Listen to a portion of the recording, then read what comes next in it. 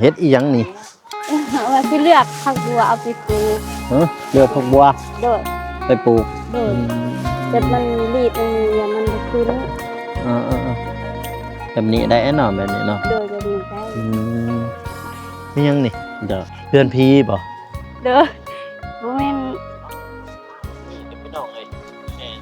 มียังเข้าเฮ็ดซื่อๆบ่เลยไว้เป็นของขายเป็นสกุลโอ้ของอายเจ้าโดยเป็นสกุลตัวนี้ถ้าเฮาไปมั่งบ่ได้นี่โดยบ่จะเศร้านี่บ่ทันหาบ่แม่นบ่ปวดแขนอยู่แล้วเฮ็ดอีจังปวดแขนยันชุดคณะบ้านนี่แหละขุดคณะบ้านนี้เลยได้ของป่าให้กันเข้าขาให้คอยดิบ่มีบ่ไปยังหน่อยยังเก็บแต้มอยู่จากมือแล้วมาเนี่ยนี่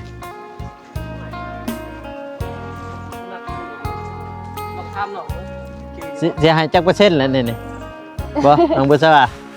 หายจักเปอร์เซ็นต์แหละแต่จักเปอร์เซ็นต์แล้วนี่เก็บแต้ม90โอ้ไวเลยเนาะยังอีก10ยังอีก10ร้อยเรียบร้อยแต่เด้อไอ้บ่ซ่าที่มาซอยแล้วก็ไอ้บ่โกคือการขอบใจที่มาซอยทำข้าวเลยเมื่อกี้ตำข้าวซอยน้องเรากันโดนเนาะไปเรียบร้อย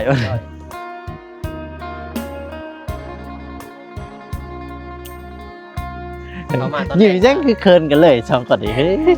เคินกันเลยอยู่เบื้องลุ่มนี่งาลุ่มนี่เป็นงาทุเรียนพื้นบ้านก็สิตัดออกวันนี้ตัดออกแต่ว่ายอดเบื้องเทิงมันนี่เขาจะเอาทุเรียนมอนทองเพราะว่าเบื้องลุ่มนี่ทุเรียนพื้นบ้านมันสิเล่มเลียงต้นมันได้ดีแล้วก็มันหาปุ๋ยหายังได้ดีนะแล้วก็มันส่งมาให้มากมันนี้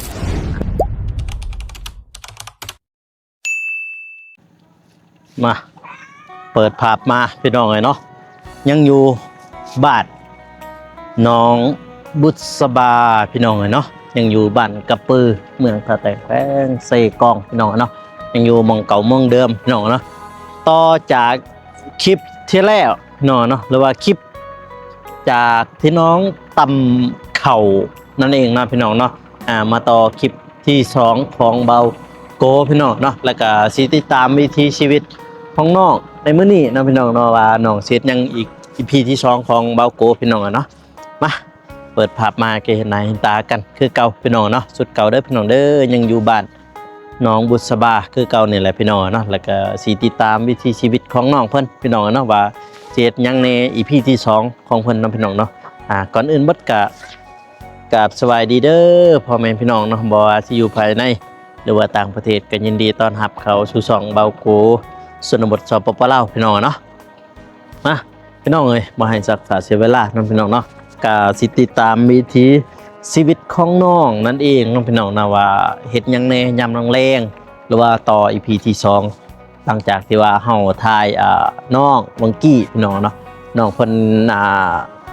แม่นว่าตำข้าวพี่น้องเนาะบรรยากาศยามแรงๆพี่น้องเอ้ยเนาะถ่ายให้พ่อแม่พี่น้องได้เบิ่งได้ชมเนาะทางฝั่งไทยนี่พี่น้องเนาะนี่อ้อมๆก่อนพี่น้องนะอ้อมๆนี่ก็เป็นเฮือนของเพิ่นเนาะพี่น้องน่าจะแม่นว่าเบื้องนี้พี่น้องว่าเพิ่นแอบแต่ว่าไม่กระจาดนั้นน่าจะไม่กระจาดน่าจะอันนี้เบิดแล้วพี่น้องเนาะนี่แต่ว่าเพิ่นเอาไม้สละหรือว่าไม้ทั้งเนาะลืมเลยเพิ่นมาปูไม้พี่น้องเนาะอันนี้เป็นเฮือนครัวพี่น้องนี่โอ้โธ่มาบัดนี้ไปทางนั้นได้บัดนี้ได้มาทางนี้ได้บัดนี้เดี๋ยวเอาไม้เล่าก่อนพี่น้องเนาะติดไม้ในบัดนี้เพื่อนเป็นไงสวัสดีเด้อพ่อแม่พี่น้อง FC แล้วก็สวัสดีเด้อพ่อแม่ผู้ใหญ่ใจบุญทุกท่านเพราะว่าสิอยู่ฝั่งลาวฝั่งไทยอยู่ภายในหรือต่างประเทศก็ขอกราบทักทายสวัสดีเด้อโอ้ยบ้านพี่น้องเฮ็ดอีหยังนี่ว่าสิเลือกผักบัวเอาไปปลูกเลือกผักบัวโดย ไปปลูก โดยแต่มันรีดอันนี้อย่ามันบ่ขึ้น แบบนี้ได้เนาะแบบนี้เนาะ โดยแบบนี้ได้ เดี๋ยวอยู่ใช้ละบัดนี้อยู่หุ่นบ่ โดยอยู่พุ่นที่ทางหลัง มองขุดกับบ่อทรายเมื่อวานนี่บ่ โด แม่นบ่ ย มื้อนี้บ่อทรายบ่มาบ่ บ่ บ่มา โดย เดี๋ยวสิโทรหาบ่อทรายก่อนพี่น้องเอ้ยลองโทรหาบ่อทรายก่อนไปอยู่แจใดก็บ่เห็นมาเป็นหมอหาก็ตัดคลิปลงตะกี้แล้วพี่น้องเนาะเดี๋ยวให้ทงกันนึงพี่น้องไปโทรหาบ่าวทรายว่าไปอยู่แจใดบ่เห็นมาโทรหาบ่าวทรายก่อน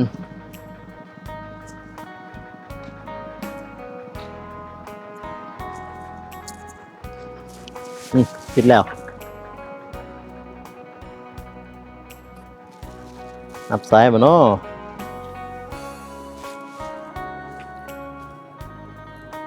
โหล โดย อยู่ไส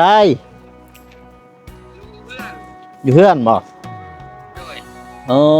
วางอยู่บ่ วาง บ่ได้เข้าไปหาน้องบุษบาบ่ ว่าชีเขาไปตอนแรกอยู่ระบอกบอกเพิ่นอายุใช้ นี่แหละอยู่เพื่อนน้องบุษบานี่แหละ มาที่มานี่ ถ่ายเขาไปหรอ แม่นมาที่คิดว่าเจ้าอยู่นี่แหละเข้ามาเด้อ โดยโอเคสัน โอเคสิ รถขึ้นไปเตรียม เด้อถ่ายอยู่นี่แหละ โดย โอเคเอาใส่พี่น้องโชว์กำลังมาหาน้องบุษบาเพิ่นสิปลูกผักบัวพี่น้องแม่นว่าผักบัวป่ะแม่นบ่ โดยพักบัว บัวโอ้เมื่อวานนี่จักนานขุดเมื่อวานนี่ พุด3นาน ตามนาน โดย พี่น้องเนาะอยู่บรรยากาศยามแรงๆพี่น้องทางบ้านเพิ่นพี่น้องทางบ้านน้องบุษบาอึ๊บนี่ขุดอยู่ลุมพุ่นบ้านนี่ก็สวนผักพดแล้วบ่สวนนี่ ย่าง ยังบ่ โดย ยังบ่ทันหดสวนพี่น้อง ตัวนี้สิแช่เอาไว้ก่อน เด้อแช่ไว้ก่อนบ่ โดยแช่แล้วก็ปะไว้คืนนึงแล้วก็จังเอาไปปลูก เด้อเดี๋ยวถ้าเบาไส้มากก่อนเน้องพี่น้องเนาะถ้าเรามาก่อนถามเบาไส้มาให้ไปแช่เลยก็ได้ไปแช่ไว้ใส่ปลูกเลยย้ำบ่เกิดพี่น้องต้องได้แช่ก่อนแช่ไว้จักมือหนึงมือจึงปลูกน้ำโปมเนาะ โดย โอ้ต้นทุเรียนอันนั้นต้นนั่นน่ะมาหันแม่นบ่ต้นย่างพลาเนาะอันนี้แม่นเบิดบ่ส่วนน้องนี่ แม่น โอ้นี่เบิดหน่อยหักอยู่ปลูกกันนี่เกิดเพื่อนนี่ มันยังบ่ทันได้เป็นหัวดีถ้าเป็นหัวดีเพิ่นได้สิลบให้ นี่บ่ โดย อ๋อ แต่หัวมันยังน้อย มันยังน้อยๆอยู่มักอยู่แต่ว่าค่อยมัก อันนี้คือกันผักอีคู่นี่ไปตำแจ่วผู้ดีกิน ๆ ครับ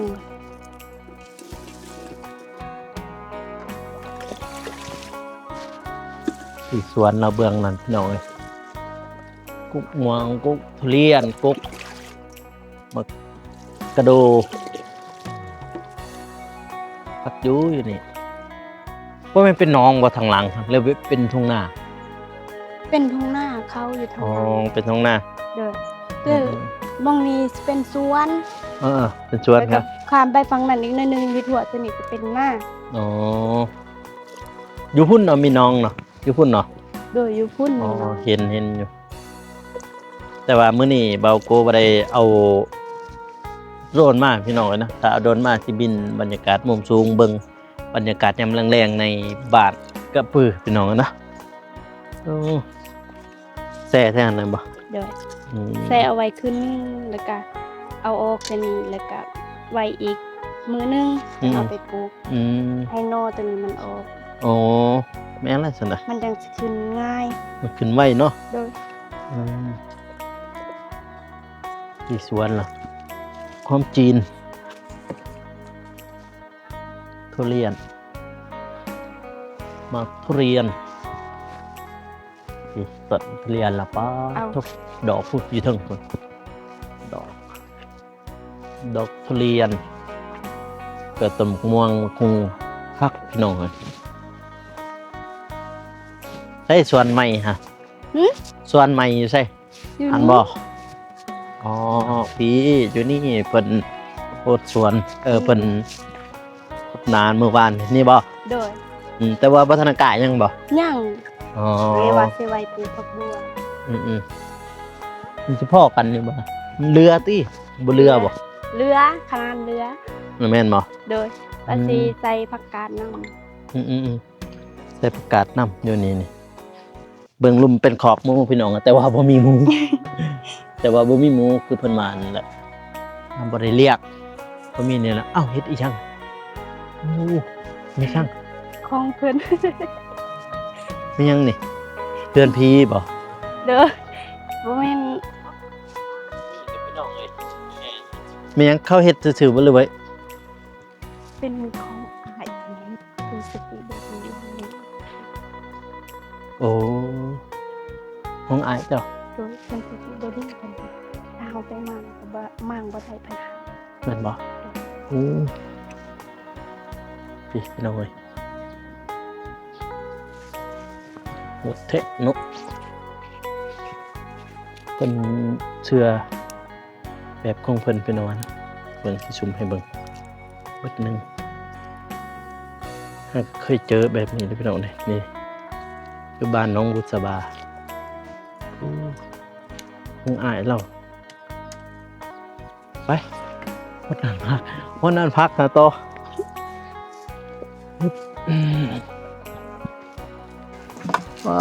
บ่าวสายมาฮอดแล้ว วันนี้ฮอดแล้วพี่น้องเอ้ยพี่เอกชุดรอเฮาพี่เบ้โถซื้อหยังน่ะซื้อขนมอีกนั่นเนาะสวัสดีหากนมาบัดนี้ โดย เช้าๆนี่ บ่ทันหาบ่ แม่นบ่ หมดแคนอยู่แล้ว ปลาเฮ็ดอีช่างเปิดแขน ยันชุดคณะเมื่อวานนี่แหละ ขุดขนานบ้านนี้ เลย ได้ต้องฝากให้แก่น เข้าขาด ให้คอยเด้ บ่มีบ่เป็นหยังดอกเอ้ย มื้อหน้า มานานเนาะ เป็นยัง ว่าสิหดนาน พอดีได้เวลาเลยพอดีซื้อของแท้ พระเอกเนาะพระเอกเนาะพอดีเลยพระเอกครับทางไหนนี่ทางนี่โอ้ยจนลืมพี่น้องเลย ลืมทางเลย ลืมทางว่าใส่ลืมทางนะอึ๊บอู้งามเด้ผักเหรอฮึบปะพี่น้องเลย มาถึงเวลาอีหลี เนาะ ถึกเวลาเลยเนาะบ่าวสายมาเนี่ยพี่น้องเลย เกิดมาถึงแต่เวลาเฮ็ดเวียกเฮ็ดงาน เนาะ พอดีเลยเด้ เนาะมามื้อนี้มันมาบ่มีเวียกก็บ่เป็นดอง แม่นแล้ว เป็นดองแล้วนี่ไว้ นี่หยัง แต่ง ผัก มาก แป เล ล ยเด้อนี่น้อยๆนี่ มากเลย แล้ว นี่ โอ้โตน้อยๆยังมากเลยพี่น้องเลย บ่ทันฮอดได้ขึ้นอันนี้มากเลย บ่ทันขึ้นเครือซ้ำมากแล้วนอกปลูกเดือนใดนี่พักอีกคู่นี่ เขาอีกคู่นี่บ่ อ่า ปลูกช่วงเดือน 1 เดือน2อุ๊ยเดือน12ท้ายเดือน12นี่แหละ นั่นบ่ เด้อ โอ้นี่โอ้ยกระช่องเดือนน่ะตัวนี้ นี่เลยเขาอีกคู่ แต่ว่ามันบ่อยากงามถ้ามันงามซำนี้นี่มันได้หลายแล้ว หัวมันยังน้อย ตัวนี้ยังน้อยๆบัดนี้ ๆโดยหัวมันนี่ยังน้อยๆมันบ่ใหญ่ ฮะมาโดนแล้วถ่ายคลิปหนึงกี่นี่ตาอันนั้น น้องละตำเข่า บ่ได้เซ็ตไว้ล่วงหน้าเนาะ แบบมากระทันหันพอสิไปหาเบามิกอยืลุมหมดพอดีมันค บ่มีไปคุณเด้ ำไปใช่ ไปเฮ็ดเวียกอยู่กองตูน แม่นบ่ พอดีเลยอยู่พุ่น แล้วไปหยังเฮ็ดเวียกหยัง ไปยังดิยอดกาแฟนะ ลีแนง แนง แนงจะแม่นติ เดี๋ยววันหนึ่งแสนสาวบอกว่ามี แม่นบ่ กำลังไปได้20,000นี่เลยเด้ เออก าไปได้ท่ายุคลิปผมไป แม่นบ่แต่พ่อว่าบ่เห็นเพิ่นลงคลิปลงหยัง มันก็มีสัญญาณเลย แม่นบ่โอ้มีสัญญาณลงบัดนี้เพิ่นไปจังมื้อแหละ ไปแล้ว20,000 30,000นี่ เอามื้อนี้3มื้อนี้เออ ไปหางานปุ๊บแล้วเพิ่นก็เมื่อแต่หันก็เตรียมเครื่องไปเลย อ๋อ ไปหางานเลย อืม งานนอกครับ งามคือคนตี บ่สายโหดกูจ้า แม่นบ่ให้เบาทรายมาฮดคู่มื้อเนาะ อืมเบาทรายกระดุ โทรมาแต่เช้าเลยแต่ว่าเจ็บแขน แม่นบ่ พักตื่น อ่า เลยว่าอ้ายโทรมาเขามา อืม เลยว่า พอดีเลยเนาะ เลย พอดีมาฮดผักช่วยน้องเลยนี่ผักก็งามพี่น้อยงามคือคนนั่นแหละเนาะเบาทรายเนาะ เลย ผักก็งามคือคนนั่นแหละพี่น้องเอ้ย พักนี้ตั้งแต่ เอามือ บ่มีถ่าย แม่นบ่ โดนแม่น โดย บ่มีเมนูหน้าเห็นไหม แม่นบ่ 2-3ทิศได้บ่3ทิศ4ทิศเลยบ่มันแบบมันบ่อยากงามนะมันบ่มีทุนใส่ถ้าเฮามีทุนใส่ลายมันสิงาม พุ่นขี้ไก่นั่นนะ ไก่ขี้หมู ขี้ไข่ขี้หมู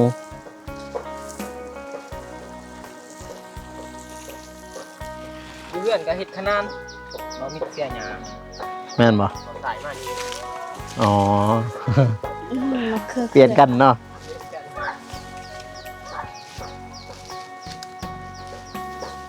บรรยากาศที่ว่าดีพี่น้อยต่างเนี่ยพี่ไปอีกคู่เราปลูกหลายเลย2 นาน 3 นานผลอยู่หันกระเมนอยู่นี่กระเมนปลูกไปอีกคู่ละ ฟังไทยก็เรียกว่าอีขู่คือกัน ฝั่งไทยบ่มี นี่เป็น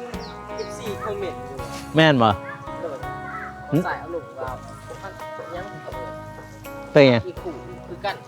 แม่นบ่ แม่น แต่ว่าเคยว่าวันนี้ในมื้อนั้นมันบ่มี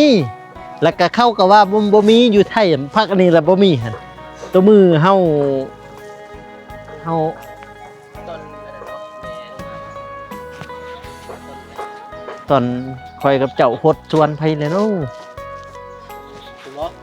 น้องอันนั้นเด้น้องน้อย โอ้แต่บ่อยากมีนะ บ่เห็นมีครับว่าพักอันนี้นี่พักอันนี้แหละบ่มีอยู่ในไทยนะถ้ามีคอมเมนต์เด้อพี่น้องเด้อ เพราะว่ามันบ่ทันใหญ่ คอมเมนต์เบิ่งว่า เออ เพราะว่าภาคนี้ตำแจวครับ คักมักตามแจวในละพักกัน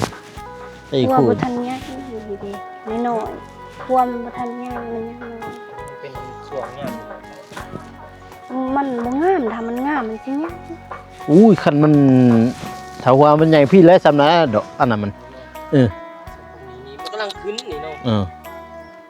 ก ำลังขึ้น อาจจะแม่นตินี่ ทุนบ่พอ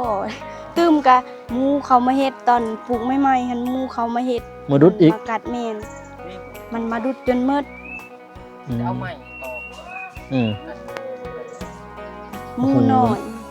หมูน้อยบ่ โดย ไปพูดแล้วสิเขาตามนั่นแหละนั่น เขาเลยนี่ เบื้องนั้นแหล้วมันสิได้เข้า เอาหนังทำมันแหลวทำไว้เนาะ คำแล้วก็บ่ทันคำทำพอดี ง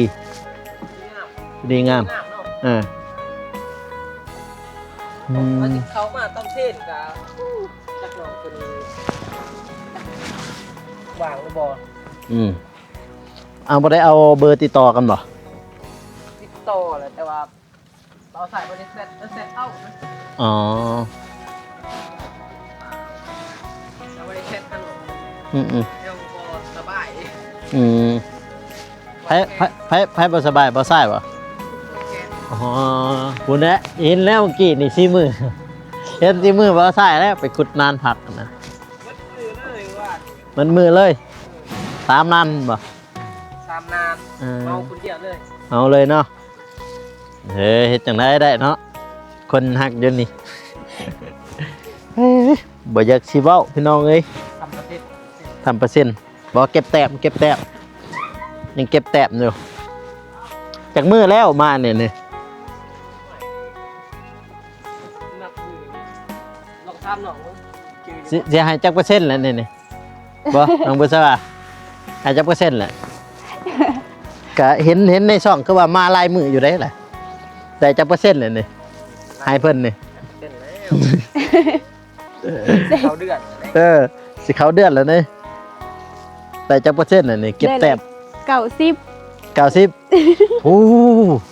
ไวเลยเนาะยังอีก10ยังอีก10ยังอีก10% มีบัตรเดือนซองเลยคือเต็มเลย เนาะ โอ้ผักเหรอไปอีกคู่ที่ คู่นี้ได้กินทุก แม่นะปะกะบ่เป็นหยัง ฝ่ายดุนตัวพวกนี้นี่ ผักอันนี้เหนียวเนาะ เดือนนี้มันแก่กับคุ้ม พุ่นบ่พอก็คมอีก เนี่ย แม่นบ่ โดยพุ่นบ่พอนี่ก็คมหน้าบ่พอก็คม ผักสลัด หายาก ผักสลัดเนี่ย โดย คนเชียงไทยได้ปลูกอยู่บ่คุณเนาะ ปลูกเด้ปลูกหน้อยนึงอย่างนั้น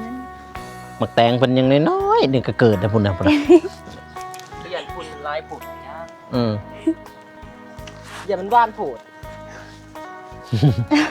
หมักแตงบ่ ตายได้เห็ดขาง ใช่ พยาเบิดเลยนะเห็ดแข็ง เอ้ยยังอยู่ในกระสอบนั่นน่ะ หมักพริก น้ำพริกบ่ โดย ปลูกครบถ้วนเลยแต่ว่านี่ ตลาดส่วนน้อยแล้ว แม่และ ถ้ามันเป็นก็พอได้ ก็ได้กินเนาะ มัข้าวพอได้กิน พอได้กินพอได้ใส่พี่น้องนะในครอบครัวดีคือกันแต่ว่าอยู่บ้านคนนี้บ่ได้ปลูกดอกผักอันนั้นนี่มีแต่เบี้ยกาแฟ เบี้ยกาแฟเลย เดี๋ยว แม่ครับปลูกกล้าไว้ใส่ธงเด้ ฮะ ได้เลยน่าจะงามมั้ง เป็นดินสูงเนาะ ยินซุมแต่ว่าอากาศเย็นทางนั้นยินซุมแต่ว่าล่องปลูกหมักทุเรียนอยู่บ่เกิดครับมันน่าจะเย็นมั้งอากาศเย็นมั้งเพราะว่าทุเรียนมันอยู่อากาศร้อนเด้อากาศร้อนๆทุเรียนมันหมักอยู่โอ้ต้นมะเขือนั่นน่ะนะมะเขืออ่า มีทางไป เนี่ยบุทางนี้แหละนี่ก็บ่ทันได้ไปทางสวนทุเรียนดนล่ะ ไหนวะ ว่าไปเบิ่งทุเรียนก่อนมันดอกระบอบน่าจะดอกคือกันนะเพราะว่าบัวมันสิจับบ่นะดอกมันนั่นปีกายปีซื่นนี่พออยู่น้ำลุงในปีกายปีซื่นหั่นก็พอได้ใส่ปุ๋ยยามนี้และเพิ่นใส่ปุ๋ยยามมันดอกนี่แหละ จับเนาะ แล้วก็บ่ทันฮู้ว่าเราใส่ปุ๋ยละบ่หรือว่าหยังนะเพราะว่าบ่ได้อยู่นำเพิ่นดนเด้เมื่อกี้ก็แวะเพิ่นอยู่แวะอยู่ห้านเพิ่นนั่นน่ะ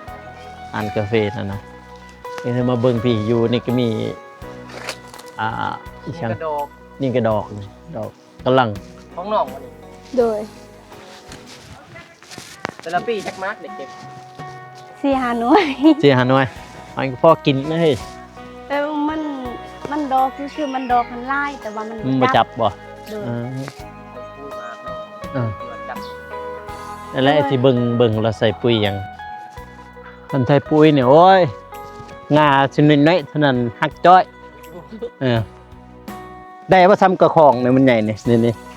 ได้ แม่นบ่ โดย ปอชุ ตัวใหญ่มาก็ไหว อืม บัวมันก็ใหญ่บัดในมันน้อยๆสีหันลาย โอ้ทุกหมอนทองคักบัดมีเรือต้นเดียวกับสับสิกินละแต่ว่าน้องบริกาอีกบ่ บ่ แน่นอนนี่นะมันหล่นมา ตัว นะ นี้มันก็มีตัวของผู้อื่นแน่ในหันไปขอนำเข้ามากะเอา อ๋อ แต่ตัวนี้หันในมันรีบมันบ่เป็น นั่นบ่ โดย นี่ ตัวไหน หมอนทองเด้ในรีบเลยเว้ย ปวดไง บัวมันใหญ่เลยบัว แต่บัวนี่ใหญ่ในหันรีบๆบัด อืม เอามากะมันก็บ่เป็น อืม ดีได้แนวหยาบ เนาะ อยู่สวนเขาอยู่สวนเขาบืดดอกในมันหั่น แต่ว่าถ้าเลียนพื้นบ้านนั่นแหละแต่คนต่อเป็นหันต่อกิ่งเป็นหันได้ คือเขาเห็ดนี้นะนี่คือเบิ่งเด้อคือเขาเห็ดหันเบิ่งลุ่มในงาลุ่มเนี่ยเป็นงาทุเรียนพื้นบ้านก็สิตัดออกบัดนี้ ตัดออกแต่ว่ายอดเบื้องเทิงมันนี่เขาสิเอาทุเรียนหมอนทอง ต้นเนาะ ตอนก็คือเพราะว่าเบื้องลุ่มนี่ทุเรียนพื้นบ้านมันสิลำเลียงต้นมันได้ดี ตาเนาะ แม่นลำเลียงต้นมัน บ่กินเนาะ แล้วก็มันหาปุ๋ยหายังได้ดีนะแล้วก็มันส่งมาให้หมากมันนี่คือจังซี่อะไรนี่เขาตัดเขาต่อเอาต่อเด้ต่อคืออยู่สวนเขาจะต่อ เนาะตัดตอน แม่นเพราะว่าทุเรียนพื้นบ้านนี่มันลำเลียงต้นมันได้ดี มันบ่ตายง่ายนะ กินข้าวกินน้ำเลย เขาวแรงยังบ่ทันกินแน่ หาก็ตั้มกี้เนี่ยตั้มเขากี้เนี่ย ตำเขา ข้าวยัง เขากำ เขากำแล้วไปจับ เอาไว้มากิน นะบ่ทรายมาบ่ทันพอได้ให้แล้วตำซอย เคยตำเนาะ จ็บแขน เคยตำเหรอ แต่อยู่เพื่อนคือ โอ้โหยังสวนถึงยังสวนถึงแม่นบ่ เนี่ย เงิน หมดเลย หมดเลย เอาเลยใส่เลยนะเดี๋ยวนี้มาบ่มามื้อหนึงใส่เลย พวกทีนี้ เด้ไก่ๆนะ ใส่ให้ถูก เนาะใส่ให้มันคุมรส เพราะว่าคือเด็กเขามาอย่าง โอ้คันมันถึงน้องเอ้ยคักก็แล้ว จับ คันน้ำจะได้มันถึงมาถึงหั่นพดมันเป้าโชใส่ดอกมันหั่นจับโลดแล้วก็เล็งปุ้ยหมากอีกเล็งปุ้ยหมากใส่มันสิเอาบั่นน้องบ่ได้ติดไว้บ่ตัวมันใหญ่สุดบ่ติดโลบ่มันติดน้ำหนักบ่กินอย่างเดียว กินอย่างเดียวมันหล่นลงมาก็เอามากินกับข้าว แซ่บแล้วแด้กินกับเขาวเนาะสุดยอดเลย มากมันโบราณ อ่า มัน4-5หน่วยเอง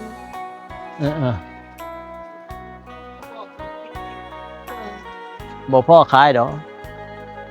เพราะว่าแถวบ้านเรานี่ก็เป็นหม่องทุเรียนนะสวนทุเรียนนะบางคนก็จะมีสวนบางคนก็บ่มี คือเห็นเข้าไปนี่วิทย์นี่แนวหนึงก็มีสวนน่ะเด้มีสวนทุเรียนเขาคือกันบ้านกระปือเสียดายบ่ได้เอาโดรนมาเนาะมาเบิ่งมุมสูง พี่ใหญ่เยอะเปลี่ยนไป อืม ตัวนี้มันลงหมดเลย แม่นบ่พักบัวนั่นน่ะแต่ว่าตัวเฮาสิปลูกกันแม่นบ่ทางหลังกะ โอ้แบบนี้ แบบนี้บ่ โดยตัวนี้ผักเทียม อ๋อ ผักเทียมเดิม อืมพวกขี้หูดหรือมักนาวขี้หูด มังนาว อืม เก่งเลย ให้มันแห้งก้อนจังสิลูก เก็บลบ อืม ให้มันแห้งกว่านี้ ให้มันแห้งมันจึงลกได้ โดย อ๋อ ให้มันแก่ ครบสุด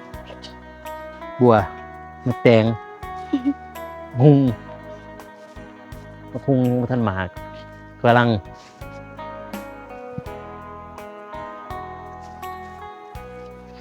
น้องเช็ดยังหา เตียง เตียง โดย แล้วระหว่างนั้นยังครับ ยัง ยัง โดย เฮ็ดเตียงนั่งนี่บ่หรือเตียงนอน เตียงนั่ง อ๋อ แล้วนี้แถวคุม เออ แต่นอน นอนนั่งก็ได้นอนก็ได้แล้วแต่เอาใส่นะพอดีนะพอดีมาพอดีใส่เลยเหรอ มาถึงจังหวะ ถึกจังหวะเลย อยู่ยอด ถึกจังหวะคือกันนี้เลยนะเบิดก็จะเบิดแล้วอันนั้นน้ำสางน้องนี่บ่ได้บกบ่ มันบ่ได้บกแต่ว่าคือยามนี้มันเป็นยามแรงหันน้ำมันสิโยบลง บ่ค่อยหันน้ำสางคือกันอยู่บ้านหั่นก็บ่พอใส่อยู่บ้านพุ่นไหน เลิกกินแล้ว ก็บ่เลิกปานไหนดอกมีแต่เท่าไหร่6 เมตรบ่ บ้านบอก มันนะอยู่ปักซอง6 เมตรบ่ไปขุดกำนองใส่กับหนองเลยขุดวังนะปีกายพี่เชิญขุด เพื่อนเราใส่กับบุ๊ก บ่บกบ่พุดเทอมไหนเลย นั่นแหละอยู่หันบ่าวสายน่ะจะดนแล้วเนาะได้ยินบ่าวน้องว่าพุ่นแต่ข่าวเป็นบ่าวพุ่นนั่นแล้วอ่ะ เป็นบ่าว เตงขุดบ่าวน้องแล้วเตงขุดข่าวเป็นบ่าวพุ่น พุดซ่องเถื่อคนเลย แม่น ซ่ บ่ องบ่อคนเลย ช่องบ่บ่ ด้วยร่างของหนังกะหนึ่งจะเจอหินพลังใหญ่ อยู่ล่างห้องน้ำหั่น ด้วย อ๋อเอาแล้วคิดว่าคุมห้องน้ำบ่แม่นเนาะตอนนั้นเนาะอ๋อแต่ เจอหิน จะเห็นย้ายเอาย้ายไปขุดบอนไม้ ที่เต็มปากเลย ฮะ เต็มปากเต็มปากเงินต่อไปไหนเลย หยุดก่อนแบบนี้เนาะ ต่อไปไหนเลย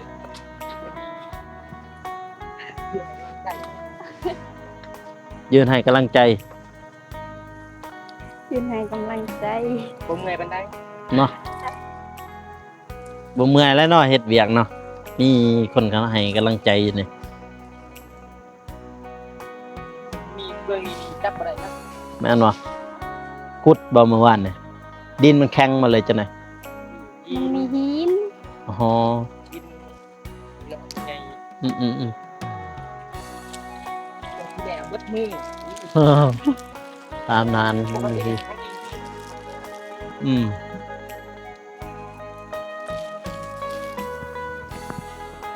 โอ้ยดุแท้ดูซะเนาะฮะนานสุดท้ายวันนี้เพิ่นได้วันนี้แล้วล่ะ ร้อย เรียบร้อย งาน ขอบใจเด้อไอ้บอซ่าที่มาซอย แล้วก็ไอ้บอโก้คือการขอบใจที่มาซอยทำข้าว เลยเมื่อกี้ตั้มเขาซอยหนองเราไปเท่าเมื่อยพี่น้องเอ้ย ทำเขาหล่อซีไข่ยู แม่แรกขันสีแต่ว่าตัวนั้นตำเบาเพราะว่าเบาโกก็เคยตำแล้วข่าวพันตะกี้ก็ตำน้ำพอน้ำเมนนั่นแหละเขาก็เคยเขาจุดนี้เคยผ่านนั่นแหละจุดนี้เคยผ่านเพราะว่ามันบ่มีหุกสีเด้ตะกี้เด้แต่ตำเมาจังสันแหละเพราะว่าก่อนหน้านั้นกับไปถ่ายคลิปกับเบานงเบาตัวเล่พี่น้องเอ้ยกับไปตำเขากันตะกี้หั่นไปซอยเขาเจ้าแล้วก็ถ่ายคลิปจังซี่กันแหละเพราะว่าตะกี้ก็ถ่ายวิถีชีวิตของชาวบ้านนั่นแหละพี่น้องเอ้ย อยู่มากันดอดบ่ แม่นหลังแต่เฮ็ดคลิปช่วยเรือก็บ่ได้เข้าไปเลยทางนั้นพี่แหละสิเข้านี่พี่แหละคนบ้านนั่นแหละเข้าไปถ่าย แต่ว่าอีหยังคนฮู้จักบ่หันอยู่หันก็มีคือกันแต่ว่าเขาบ่ส่วนเฮาก็บ่ได้เข้าไปทางนั้นเฮาเข้าไปบ้านก็คือไปเบิ่งที่ซี แม่นวิธีแล้วก็ฮีตของประเพณีของเขาเจ้าเขาสิแจ้งเพราะว่ามันเป็นฮีตอีหยังมันเป็นวัฒนธรรมของแขวงเลยอยู่หั่นของแขวงของเมืองเฮาก็แม่นคือกันพี่น้องบ่ว่านั้น ขึ้นซื้อเลยเนาะ แม่นขึ้นซื้อเลยวัฒนธรรมของแขวงเสกองแม่นอยู่บ้านกันดอนพี่น้องเนาะไปเรียบร้อย ต่อมาตอน อยู่จังคือเคินกันเลยสองคนนี้เฮ้ยเคินกันเลยอยู่ ถ่ายคลิปกันเนี่ยนี่เลยตอน แม่ ไหน ล่ะ ตอนที่ว่าไล่สดกัน อืมยิ้มเลยเนาะ เลย เคินเลยอยู่นะพี่น้องเอ้ยก็เรียบร้อยบ่าวสายมาซอย ดีเด้อ มากับพอดีเลยเนาะ รถคณะพอดีแล้วได้สวยน้องเพิ่นอีกแรง อืมเนาะ เด้อ ได้ช่วยน้องเพิ่นอีกแรงจัง มื เนาะ อบ่ได้เข้ามา อืม ใส่ที่ตาที่ทาย แรงๆเพิ่นบ่ ซื้อน้ำกินแล้ว อืมบางทีบ่าวโกก็สิได้กลับก่อนนะบัดนี้นี่ กับ แม่นกลับก่อนน่ะยามค่ำ ไข่ ถ้ามิดว่าสิเข้าไปหาเบามิกอยู่บ้านพุ่นแต่ว่าเพิ่นจะว่าเบามิกไป ไปรับจ้างล่ะไปหางานใหม่ล่ะอืมแต่ว่าอันนั้นแต่ว่าซ่องเพิ่นก็เก็บเหรียญอยู่ติแม่นบ่อืมเบามิกเบาชายเด้ ไว้สองอายได้แล้ว ได้แล้วนะครับเงินล่ะ เรียก ตัวเดียวเดือนไหน เดือนลังนี่ เดือนหลังนี้ เลยเดือนหนึ่ง อ๋อได้เท่าไหร่มาเลย ร้อยดี พอได้ใช้เนาะ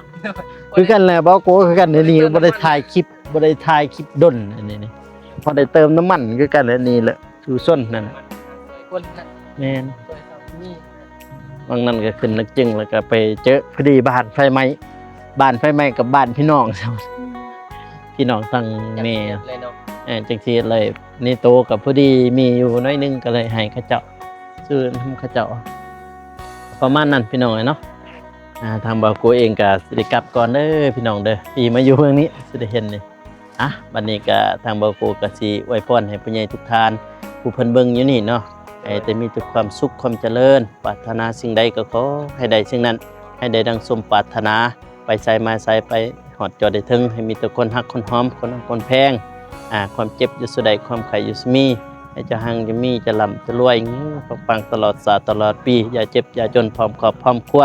คลิปนี้กับเบาโกขอตัวลาไปก่อนเด้อพี่น้องเด้ออย่าลืมฝากกดไลค์กดติดตาม เพื่อเป็นกำลังใจให้ทีมงานและกับเบาโกนะพี่น้องเนาะสำหรับคลิปนี้ขอกล่าวเข้ามาสบายดีพี่น้องแล้วเจอกันอีพีหน้าเด้อพี่น้องเด้อบ๊ายบาย